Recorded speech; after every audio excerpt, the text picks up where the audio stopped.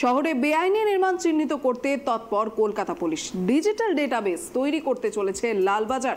কলকাতা পুলিশের কোন থানা এলাকায় কোথায় কতগুলো আন্ডার কনস্ট্রাকশন এই মুহূর্তে রয়েছে তা দিয়েই তৈরি করা হবে এই ডিজিটাল ডেটাবেস। এবার কোন থানা এলাকায় কোথায় কতগুলো আন্ডার কনস্ট্রাকশন রয়েছে সেই তথ্য দিয়ে তৈরি করবে ডিজিটাল ডেটাবেস, এমনটাই লালবাজার সূত্র মতে জানা যাচ্ছে। ডিসি মারফত সেই তথ্য পৌঁছে যাবে লালবাজারে। আর যেমনটা এই মুহূর্তের গুরুত্বপূর্ণ খবর, ইতিমধ্যেই শহরের বেআইনি নির্মাণ চিহ্নিত করতে তৎপর কলকাতা পুলিশ। ডিজিটাল ডেটাবেস তৈরি করতে চলেছে লালবাজার। এই বিষয়ে আমরা আরো বিস্তারিত জানবো আমাদের প্রতিনিধি অব্রদীপের কাছ থেকে। অব্রদীপ, এবার কলকাতা পুলিশ এই অবৈধ নির্মাণগুলির ক্ষেত্রে তৎপর হলো। এবার যেমনটা জানতে পারা যাচ্ছে যে ডিজিটাল ডেটাবেস তৈরি করতে চলেছে লালবাজার, তো এই ডিজিটাল ডেটাবেসটাকে কিভাবে কাজে লাগানো হবে?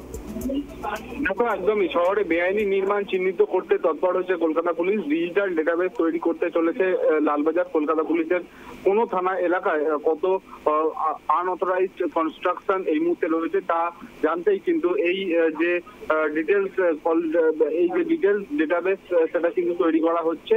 এবং লালবাজারের তরফে ইতিমধ্যেই কিন্তু কলকাতার যে প্রতিটি থানা রয়েছে সেই নির্দেশিকা পাঠানো হয়েছে। ডিজিটাল ডেটাবেসের জন্য নির্মীয়মান বহুতলের তথ্য সংগ্রহের কাজ শুরু করে দিয়েছে ডিসি মারফত। সেই তথ্য কিন্তু পৌঁছে যাবে লালবাজারে। যে বহুতল তৈরি হচ্ছে তার ছবি এবং জমিতে কোন জমিতে তৈরি হচ্ছে তার পরিচয়, প্রমোটারের পরিচয়, প্ল্যানের বিস্তারিত তথ্য, ফটোকপি সমস্ত তৈরি হবে ডেটাবেসে। কোনো বিল্ডিং এর সংশয় হলে পৌরসভার মাধ্যমে তা যাচাই করা হবে লালবাজারের তরফে। একেবারে। তবে এবার যেমনটা লালবাজারের তরফ থেকে এই ডিজিটাল ডেটাবেসের প্ল্যান করা হচ্ছে, তো সেই ক্ষেত্রে পরবর্তীতে আর কোথায় কোথায় এই ডিজিটাল ডেটাবেস কার্যকর হতে পারে? কলকাতা শহরের ক্ষেত্রেই মূলত এই ডিজিটাল ডেটাবেস তৈরি করা হচ্ছে এবং লালবাজারের তরফে সেটা করা হচ্ছে কলকাতার প্রত্যেকটি থানায়।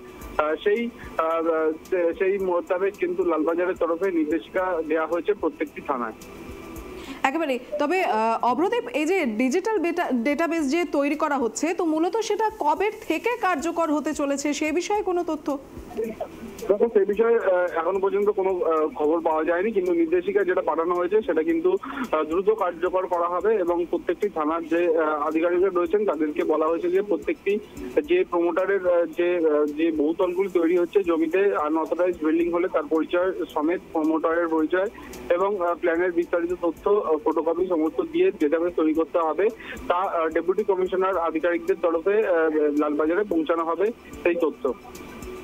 তো অব্রদীপ, এই ডিজিটাল ডেটাবেসের মাধ্যমে সমস্ত তথ্য সংগ্রহ করার পরে কি ধরনের পদক্ষেপ নেওয়া যেতে পারে? দেখো, পৌরসভার তরফে কিন্তু লালবাজারের সঙ্গে যোগাযোগ করা হবে এবং লালবাজারের তরফেও পৌরসভার সঙ্গে যোগাযোগ করে সেই বিল্ডিং গুলির পরবর্তী নির্দেশিকা কি দেওয়া হবে সেটা কিন্তু ঠিক করা হবে। পৌরসভার এই আনঅথরাইজ বিল্ডিং এর যে আইন, সেই আইনে পরবর্তী পদক্ষেপ নেওয়া হবে এবং যে আইপিসি সেকশন আছে সেই সেকশনেও কিন্তু পরবর্তী ক্ষেত্রে ব্যবস্থা নেওয়া হতে পারে এই সমস্ত আনঅথরাইজ বিল্ডিং গুলির ক্ষেত্রে। একেবারে ধন্যবাদ অব্রদীপ। এদিকে শহরে বেআইনি চিহ্নিত করতে তৎপর কলকাতা পুলিশ। ডিজিটাল ডেটাবেস তৈরি করতে চলেছে লালবাজার। কলকাতা পুলিশের কোন থানা এলাকায় কোথায় কতগুলো আন্ডার কনস্ট্রাকশন এই মুহূর্তে রয়েছে তা দিয়েই তৈরি করা হবে এই ডিজিটাল ডেটাবেস। ইতিমধ্যেই প্রতিটি থানায় এই নির্দেশিকা পাঠানো হয়েছে বলেই লালবাজার সূত্রে খবর। ডিজিটাল ডেটাবেসের জন্য নির্মীয়মান বহুতলের তথ্য সংগ্রহের কাজ করে ডিসি মারফত সেই তথ্য পৌঁছে যাবে লালবাজারে। যে বহুতল তৈরি করা হচ্ছে তার ছবি, যে জমিতে তৈরি হচ্ছে সেই জমির পরিচয়, প্রমোটারের পরিচয়, প্ল্যানের বিস্তারিত তথ্য, ফটোকপি সমস্ত কিছু দিয়ে তৈরি হবে এই ডেটাবেস।